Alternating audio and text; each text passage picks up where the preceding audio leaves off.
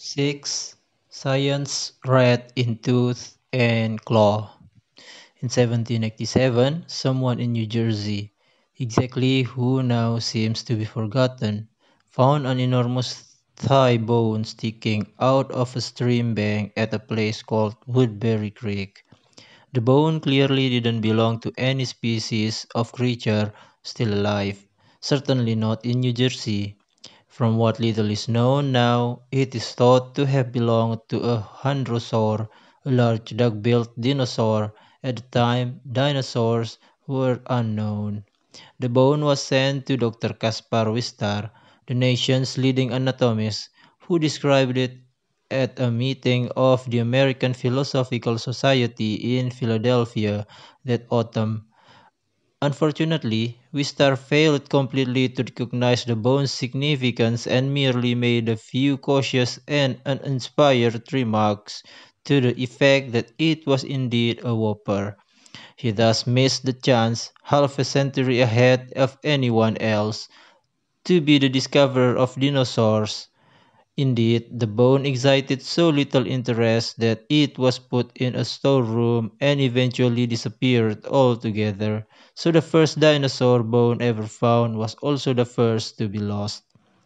That the bone didn't attract greater interest is more than a little puzzling, for its appearance came at a time when America was in a froth of excitement about the remains of large ancient animals.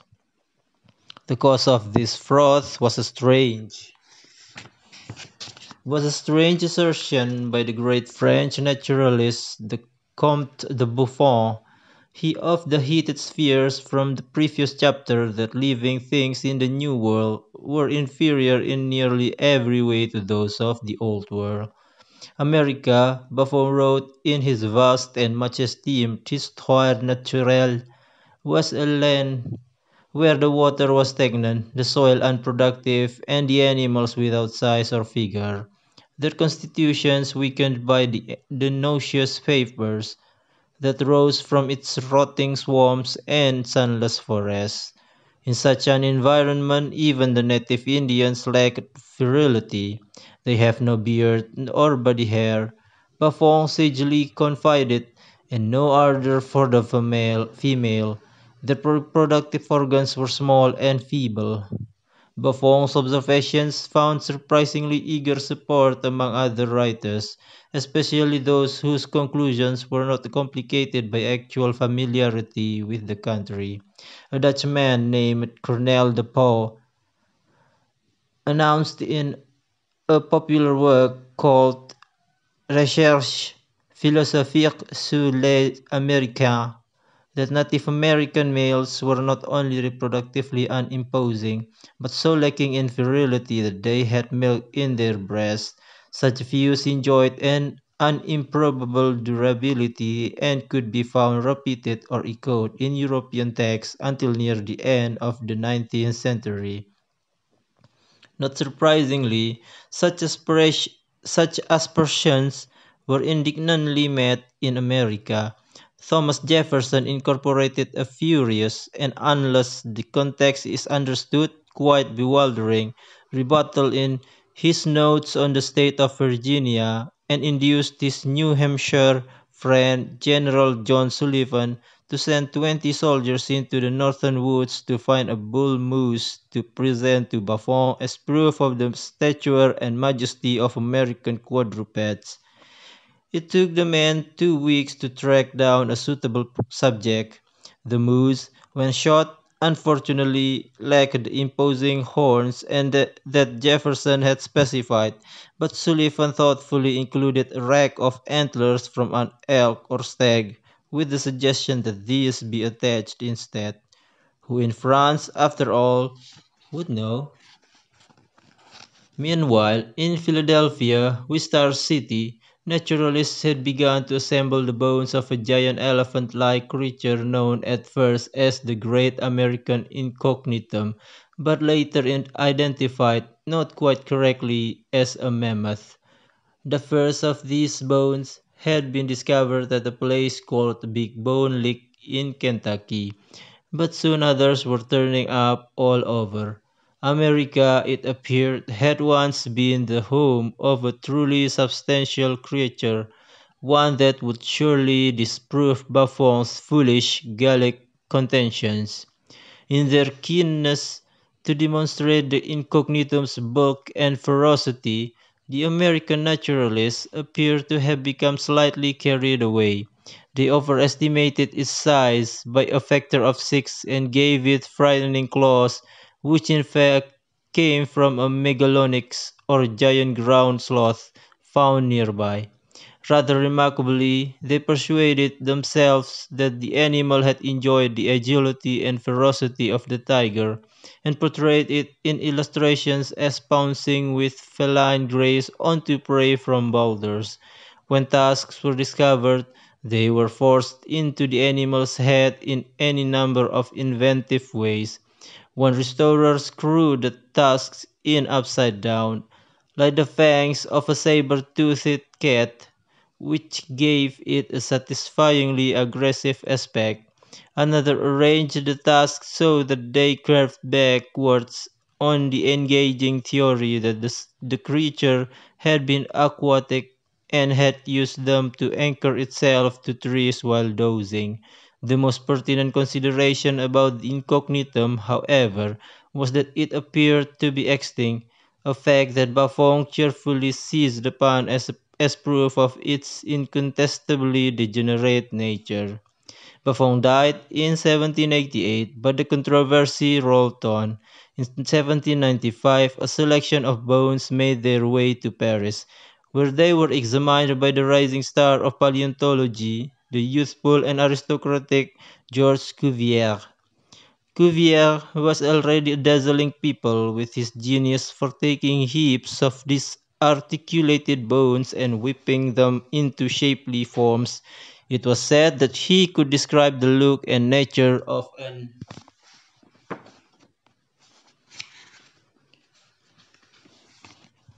an animal from a single tooth or scrap of jaw, and often named the species and genus into the bargain. Realizing that no one in America had thought to write a formal description of the lumbering beast, Cuvier did so, and thus became its official discoverer. He called it a mastodon, which means a touch unexpectedly, nipple teeth. Inspired by the controversy, in 1796 Cuvier wrote a landmark paper, Note on the Species of Living and Fossil Elephants, in which he put forward for the first time a formal theory of extinctions. His belief was that from time to time the Earth experienced global catastrophes in which groups of creatures were wiped out. For religious people, including Cuvier himself, the idea raised uncomfortable implications since it suggested an untouchable casualness on the part of Providence. To what end would God create species only to wipe them out later? The notion was contrary to the belief in the great chain of being, which held that the world was carefully ordered and that every living thing within it had a place and purpose, and always had and always would. Jefferson, for one, couldn't abide the thought that whole species would ever be permitted to vanish or come to that to evolve. So when it was put to him that there might be scientific and political value in sending a party to explore the interior of America beyond the Mississippi, he leaped at the idea, hoping the intrepid adventurers would find herds of healthy mastodons and other outsized creatures grazing on the bounteous plains. Jefferson's personal secretary and trusted friend, Meriwether Lewis, was chosen co-leader with William Clark and chief naturalist for the expedition. The person selected to advise him on what to look out for with regard to animals living and deceased was none other than Caspar Wistar. In the same year, in fact, the same month, that the aristocratic and celebrated Cuvier was propounding his extinction theories in Paris. On the other side of the English Channel, a rather more obscure Englishman was having an insight into the value of fossils that would also have lasting ramifications.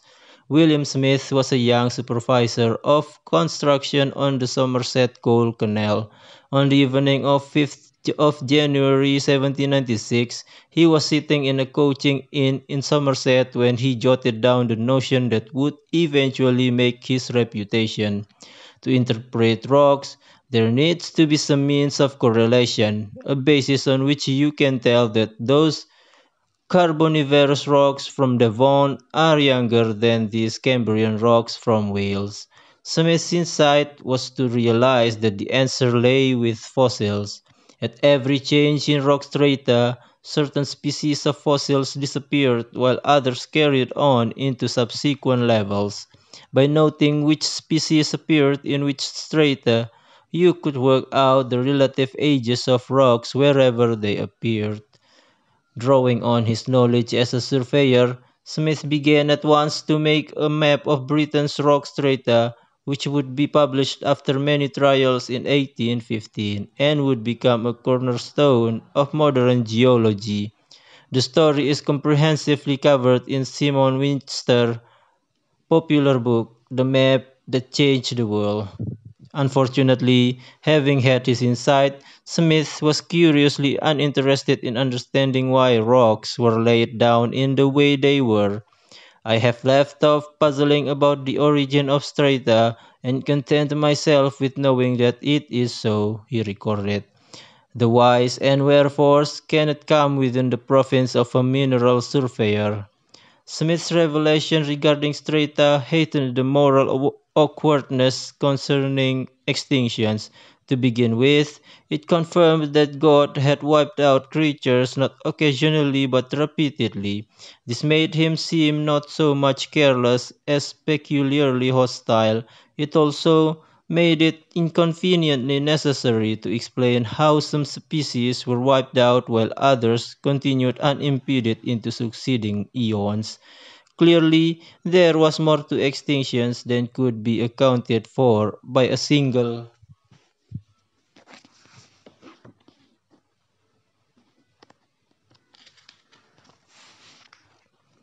Noachian deluge, as the biblical flood was known. Cuvier resolved the matter to his own satisfaction by suggesting that Genesis applied only to the most recent inundation. God, it appeared, hadn't wished to distract or alarm Moses with news of earlier irrelevant extinctions. So, by the early years of the 19th century, fossils had taken on a certain inescapable importance, which makes Wistar's failure to see the significance of his dinosaur bone all the more unfortunate. Suddenly, in any case, bones were turning up all over. Several other opportunities arose for Americans to claim the discovery of dinosaurs, but all were wasted. In 1806, the Lewis and Clark expedition passed through the Hell Creek Formation in Montana, an area where fossil hunters would later literally trip over dinosaur bones and even examined what was clearly a dinosaur bone embedded in rock but failed to make anything of it. Other bones and fossilized footprints were found in the Connecticut River Valley of New England after a farm boy named Plinus Moody spied ancient tracks on a rock ledge at South Hadley, Massachusetts. Some of these at least survive, notably the bones of an Ankylosaurus, which are in the collection of the Peabody Museum at Yale. Found in 1918, they were the first dinosaur bones to be examined and saved, but unfortunately weren't recognized for what they were until 1855.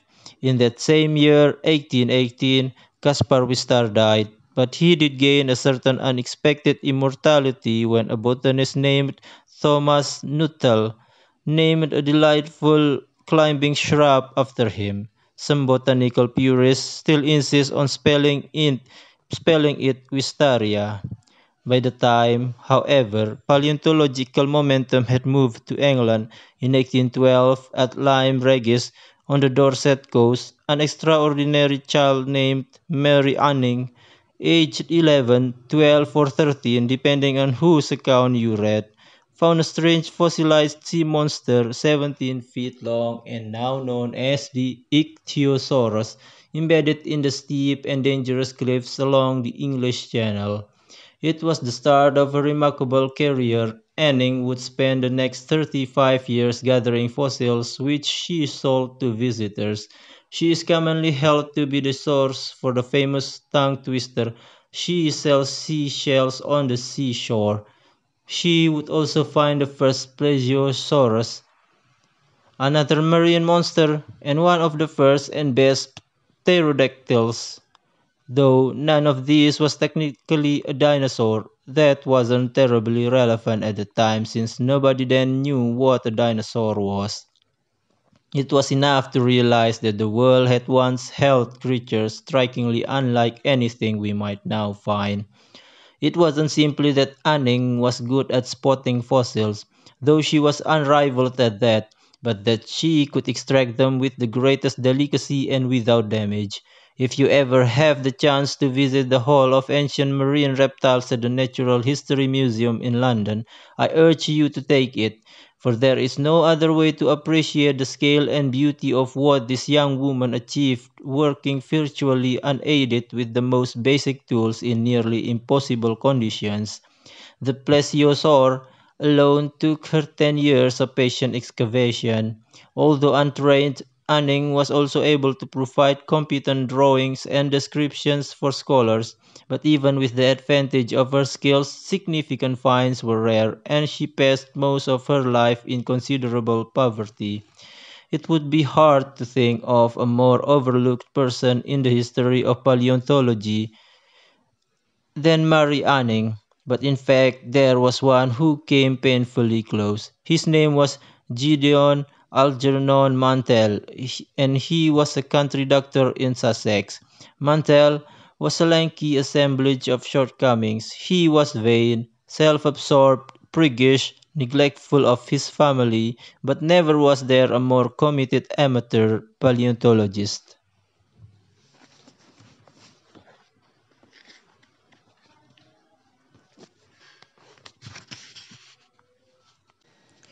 He was also lucky to have a devoted and observant wife. In 1822, while he was making a house call on a patient in rural Sussex, Mrs. Mantell went for a stroll down a nearby lane, and in a pile of rubble that had been left to fill potholes she found a curious object, a curved brown stone about the size of a small walnut. Knowing her husband's interest in fossils, and thinking it might be one, she took it to him. Mantell could see at once it was a fossilized tooth, and after a little study became certain that it was from an animal that was herbivorous, reptilian, extremely large, tens of feet long, and from the Cretaceous period. He was right on all counts, but these were bold conclusions, since nothing like it had been seen before or even imagined. Aware that his finding would entirely upend what was understood about the past, and urged by his friend the Reverend William Buckland, he of the gowns and experimental appetite, to proceed with caution. Mantell devoted 3 painstaking years to seeking evidence to support his conclusions. He sent the tooth to Cuvier in Paris for an opinion, but the great Frenchman dismissed it as being from a hippopotamus. Cuvier later apologized handsomely for this uncharacteristic error. One day, while doing research at the Hunterian Museum in London, Mantell fell into conversation with a fellow researcher who told him the tooth looked very like those of animals he had been studying. South American iguanas. A hasty comparison confirmed the resemblance, and so Mantell's creature became the iguanodon, after a basking tropical lizard to which it was not in any manner related.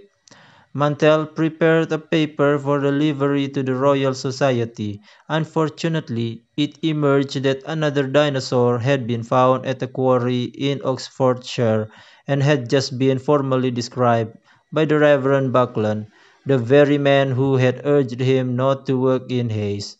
It was the Megalosaurus, and the name was actually suggested to Buckland by his friend Dr. James Parkinson, the would-be radical and eponym for Parkinson's disease.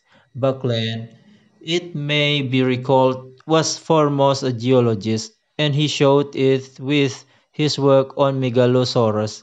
In his report for the Transactions of the Geological Society of London, he noted that the creature's teeth were not attached directly to the jawbone, as in lizards, but placed in sockets in the manner of crocodiles. But having noticed as much, Buckland failed to realize what it meant, namely that Megalosaurus was an entirely new type of creature. Still, although his report demonstrated little acuity or insight, it was the first published description of a dinosaur, and so it is to Buckland, rather than the far more deserving Mantel, that the credit goes for the discovery of this ancient line of beings. Unaware that disappointment was going to be a continuing feature of his life, Mantel continued hunting for fossils. He found another giant, the Heliosaurus, in 1833, and purchasing others from quarrymen and farmers until he had probably the largest fossil collection in Britain. Mantel was an excellent doctor and equally gifted bone hunter, but he was unable to support both his talents.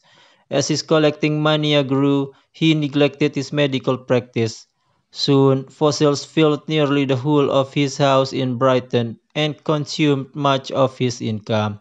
A good deal of the rest went to underwriting the publication of books that few cared to own. Illustrations of the Geology of Sussex, published in 1827, sold only 50 copies and left him £300 out of pocket, an uncomfortably substantial sum for the times. In some desperation, Mantel hit on the idea of turning his house into a museum and charging admission, then belatedly realized that such a mercenary act would ruin his standing as a gentleman, not to mention as a scientist, so he allowed people to visit the house for free.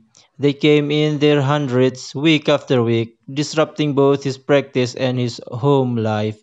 Eventually, he was forced to sell most of his collection to pay off his debts. Soon after, his wife left him, taking their four children with her. Remarkably, his troubles were only just beginning. In the district of Sydenham in South London, at a place called Crystal Palace Park, there stands a strange and forgotten sight, the world's first life-sized models of dinosaurs. Not many people travel there these days, but once this was one of the most popular attractions in London. In effect, as Richard Fortey has noted, the world's first theme park. Quite a lot about the models is not strictly correct. The iguanodon's thumb has been placed on its nose as a kind of spike, and it stands on four sturdy legs, making it look like a rather stout and awkwardly overgrown dog. In life, the iguanodon did not crouch on all fours, but was bipedal. Looking at them now, you would scarcely guess that these odd and lumbering beasts could cause great rancor and bitterness, but they did. Perhaps nothing in natural history has been at the center of fiercer and more enduring hatreds than the line of ancient beasts known as dinosaurs. At the time of the dinosaurs' construction, Sydenham was on the edge of London. On its spacious park was considered an ideal place to re-erect the famous Crystal Palace, the glass and cast iron structure that had been the centerpiece of the great exhibition of 1851, and from which the new park naturally took its name. The dinosaurs, built of concrete, were a kind of bonus attraction.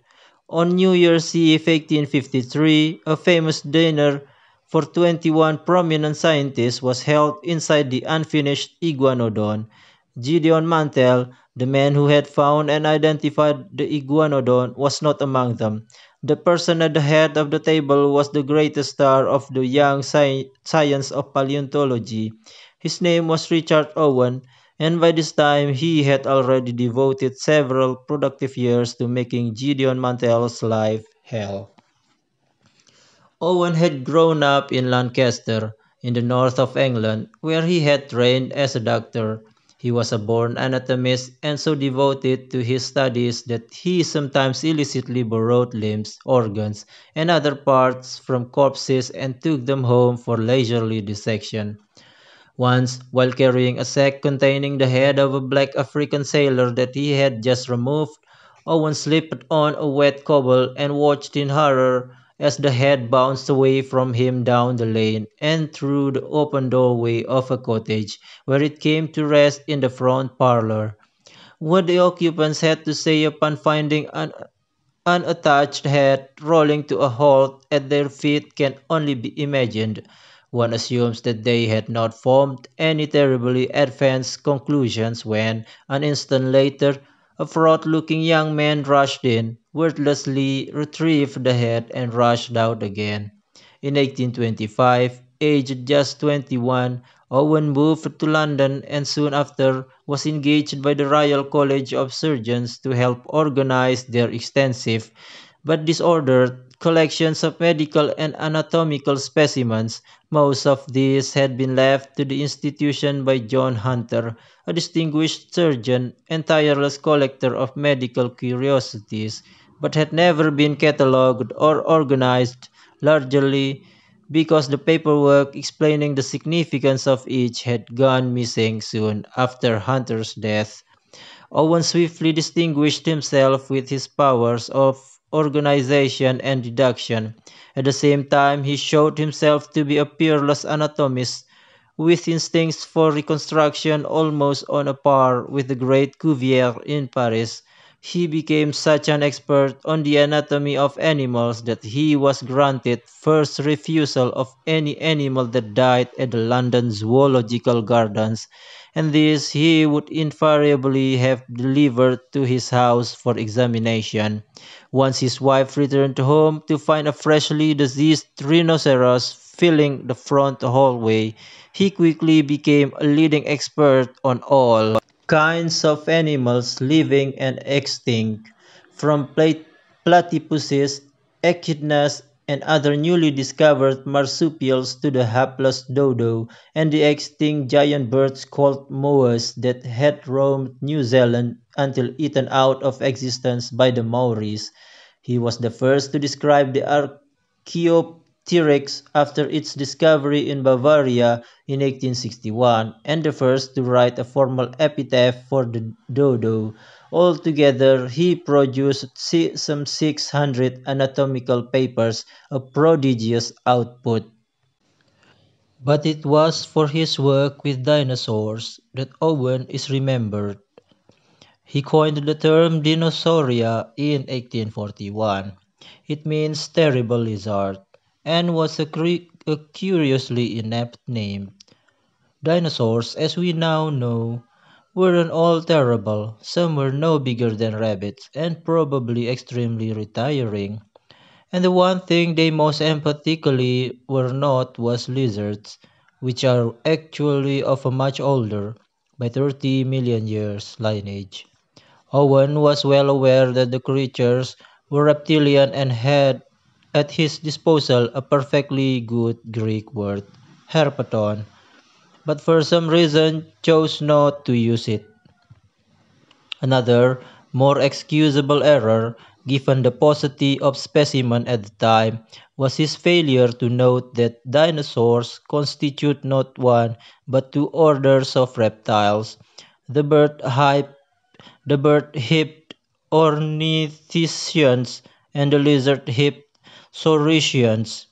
Owen was not an attractive person, in appearance or in temperament. A photograph from his late middle years shows him as gaunt and sinister, like the villain in a Victorian melodrama, with long, lank hair and bulging eyes, a face to frighten babies, In manner he was cold and imperious, and he was without scruple in the furtherance of his ambitions.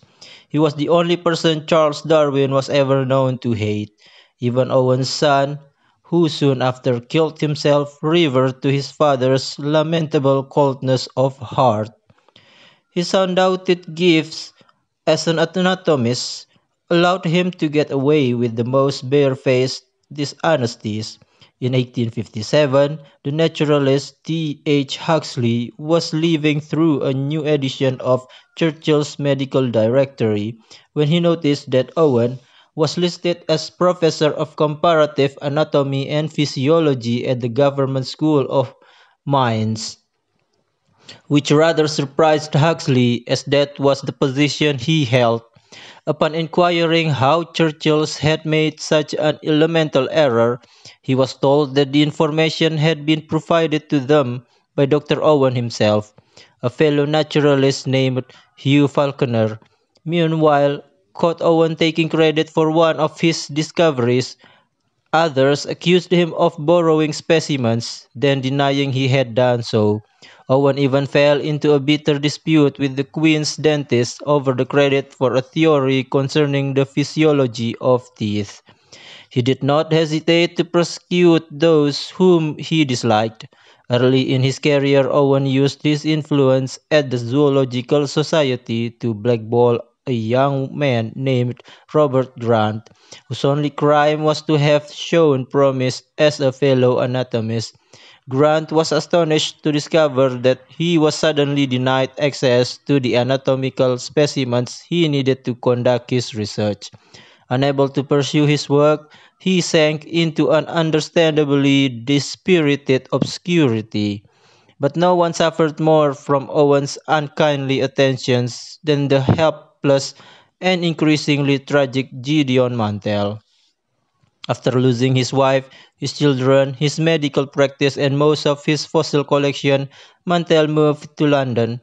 There, in 1841, the fateful year in which Owen would achieve his greatest glory for naming and identifying the dinosaurs, Mantell was involved in a terrible accident.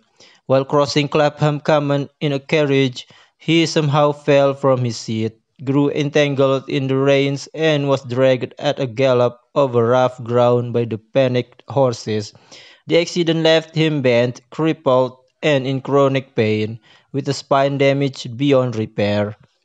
Capitalizing on Mantell's enfeebled state, Owen set about systematically expunging his contributions from the record, renaming species that Mantell had named years before and claiming credit for their discovery for himself.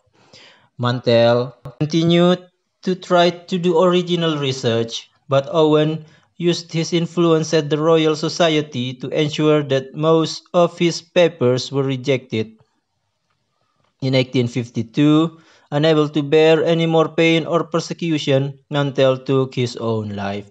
His deformed spine was removed and sent to the Royal College of Surgeons where, now here's an irony for you, it was placed in the care of Richard Owen, director of the college's Hunterian Museum. But the insults had not quite finished. Soon after Mantell's death, an arrestingly uncharitable obituary appeared in the Literary Gazette. In it, Mantell was characterized as a mediocre anatomist whose modest contributions to paleontology were limited by a want of exact knowledge. The obituary even removed the discovery of the iguanodon from him and credited it instead to Cuvier and Owen, among others. Though the piece carried to no byline, the style was Owen's and no one in the world of the natural sciences doubted the authorship. By this stage, however, Owen's transgressions were beginning to catch up with him. His undoing began when a committee of the Royal Society, a committee of which he happened to be a chairman, decided to award him its highest honor, the Royal Medal, for a paper he had written on an extinct mollusk called the belemnite. However, as Deborah Lizard As Deborah Cadbury notes in her excellent history of the period, Terrible Lizard, this piece of work was not quite as original as it appeared. The belemnite, it turned out, had been discovered 4 years earlier by an amateur naturalist named Channing Pierce, and the discovery had been fully reported at a meeting of the Geological Society. Owen had been at that meeting, but failed to mention this when he presented a report of his own to the Royal Society, at which, not incidentally, he rechristened the creature Belemnites Oweni in his own honor. Although Owen was allowed to keep the royal medal, the episode left a permanent tarnish on his reputation, even among his few remaining supporters. Eventually, Huxley managed to do to Owen what Owen had done to so many others. He had him voted off the councils of the zoological and royal societies. To round off the retribution, Huxley became the new Hunterian professor at the Royal College of Surgeons.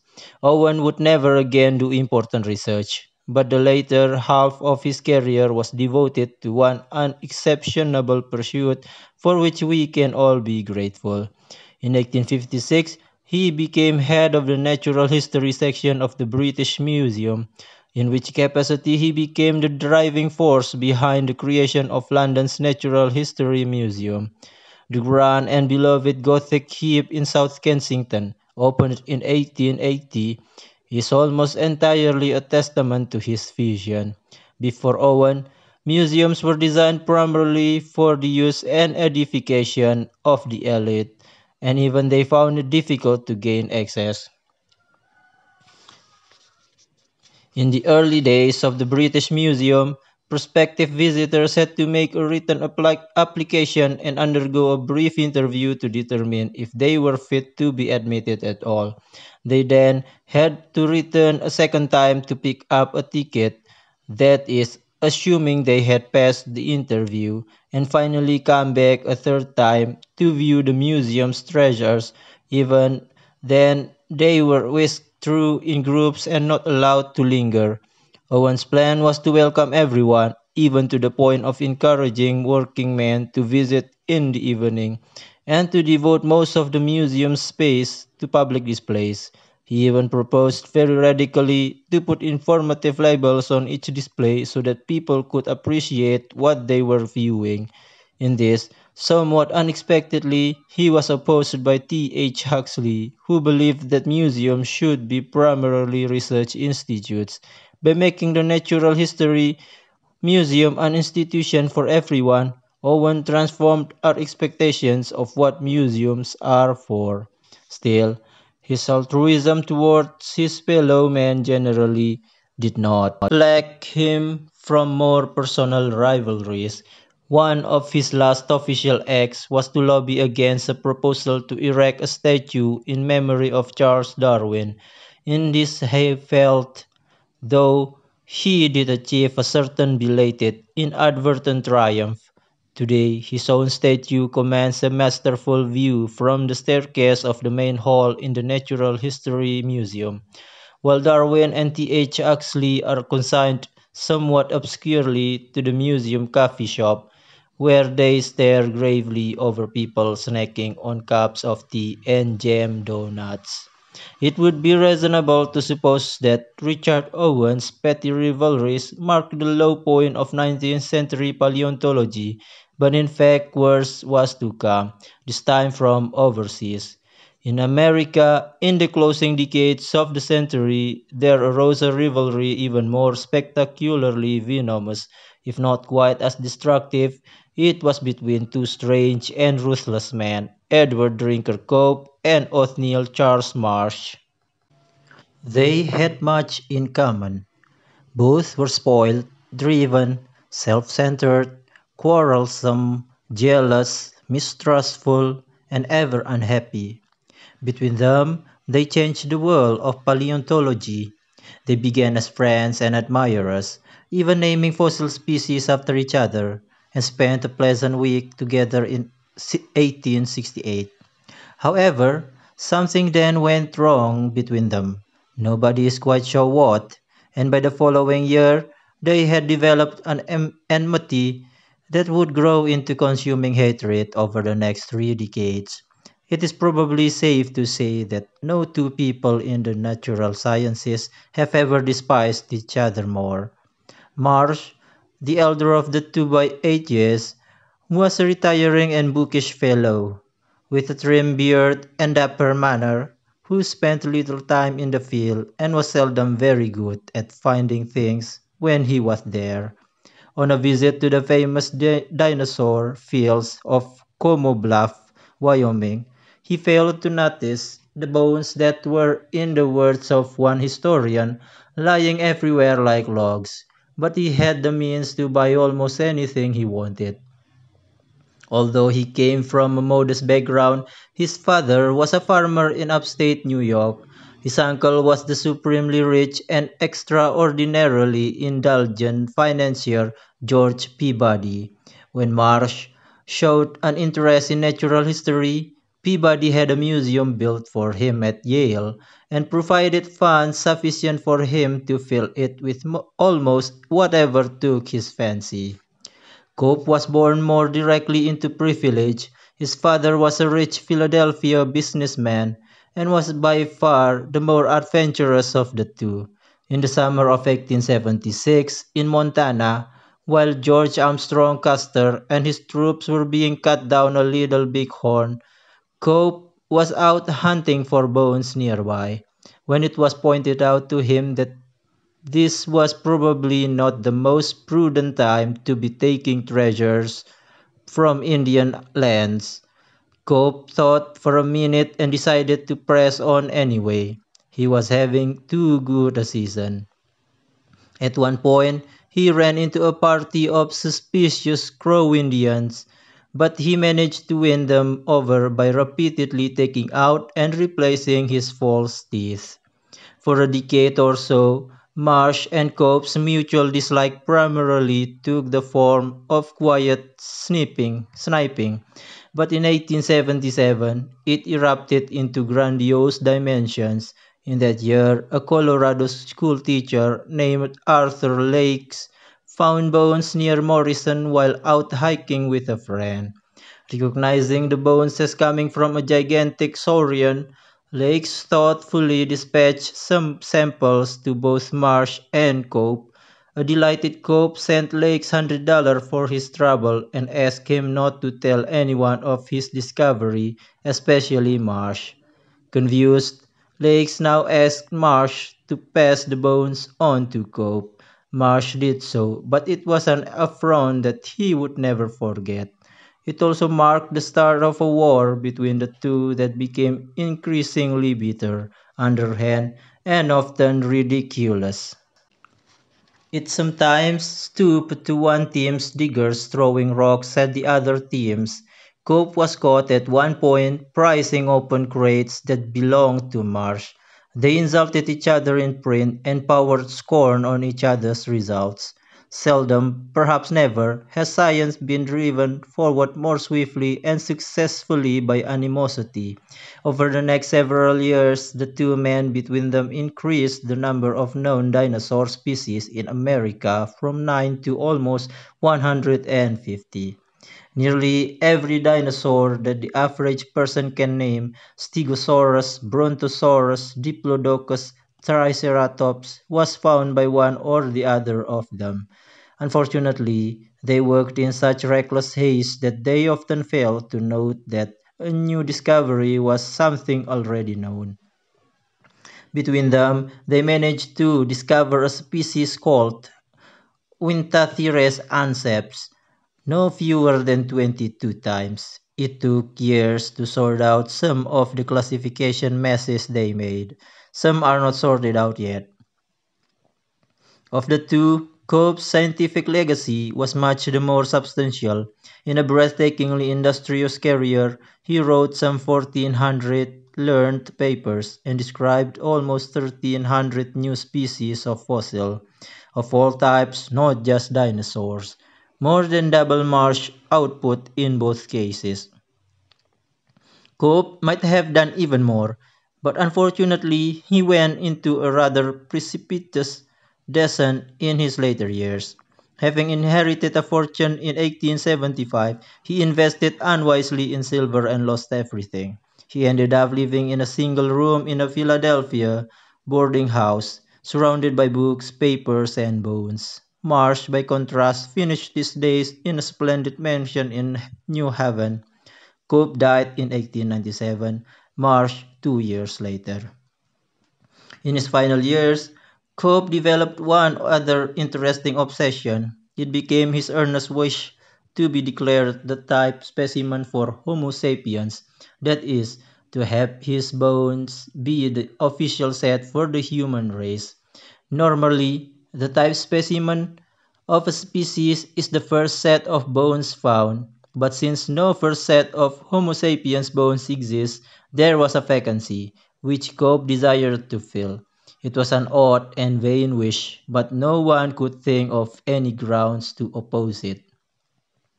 To that end, Cope willed his bones to the Wistar Institute, a learned society in Philadelphia endowed by the descendants of the seemingly inescapable Caspar Wistar. Unfortunately, after his bones were prepared and assembled, it was found that they showed signs of incipient syphilis, hardly a feature one would wish to preserve in the type specimen for one's own race. So Cope's petition and his bones were quietly shelved.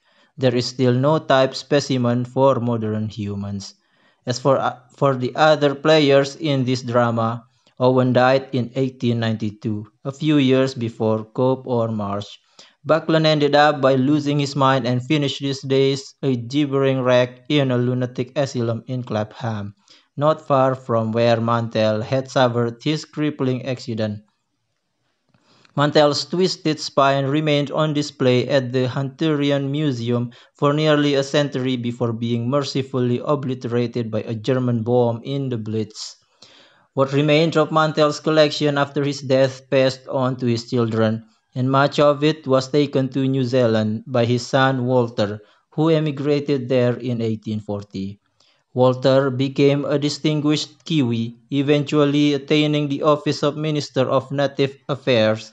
In 1865, he donated the prime specimens from his father's collection, including the famous iguanodon tooth, to the Colonial Museum, now the Museum of New Zealand, in Wellington, where they have remained ever since.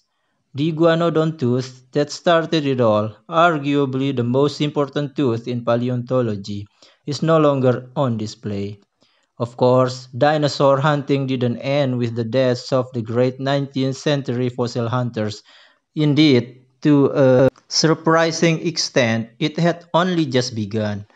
In 1898, the year that fell between the deaths of Cope and Marsh, a trove greater by far than anything found before was discovered, noticed, really, at a place called Bone Cabin Quarry, only a few miles from Marsh prime hunting ground at Como Bluff, Wyoming. There, hundreds and hundreds of fossil bones were to be found weathering out of the hills. They were so numerous, in fact, that someone had built a cabin out of them, hence the name. In just the first 2 seasons, 100,000 pounds of ancient bones were excavated from the site, and tens of thousands of pounds more came in each of the half-dozen years that followed. The upshot is that by the turn of the 20th century, paleontologists had literally tons of old bones to pick over. The problem was that they still didn't have any idea how old any of these bones were. Worse, the agreed ages for the Earth couldn't comfortably support the numbers of eons and ages and epochs that the past obviously contained. If Earth were really only 20 million years old or so, as the great Lord Kelvin insisted, then whole orders of ancient creatures must have come into being and gone out again practically in the same geological instant. It just made no sense. Other scientists, beside Kelvin, turned their minds to the problem and came up with results that only deepened the uncertainty. Samuel Houghton, a respected geologist at Trinity College in Dublin, announced an estimated age for the Earth of 2,300 million years, way beyond anything anybody else was suggesting. When this was drawn to his attention, he recalculated using the same data and put the figure at 153 million years. John Joly, also of Trinity, decided to give Edmond Halley's ocean salts idea a whirl, but his method was based on so many faulty assumptions that he was hopelessly adrift. He calculated that the Earth was 89 million years old, an age that fitted neatly enough with Kelvin's assumptions, but unfortunately not with reality. Such was the confusion that by the close of the 19th century, depending on which text you consulted, you could learn that the number of years that stood between us and the dawn of complex life in the Cambrian period was 3 million, 18 million, 600 million, 794 million, or 2.4 billion, or some other number within that range. As late as 1910, one of the most respected estimates by the American George Becker put the Earth's age at perhaps as little as 55 million years. Just when matters seemed most intractably confused, along came another extraordinary figure with a novel approach. He was a bluff and brilliant New Zealand farm boy named Ernest Rutherford, and he produced pretty well irrefutable evidence that the Earth was at least many hundreds of millions of years old, probably rather more. Remarkably, his evidence was based on alchemy, natural, spontaneous, scientifically credible, and wholly non-occult, but alchemy nonetheless.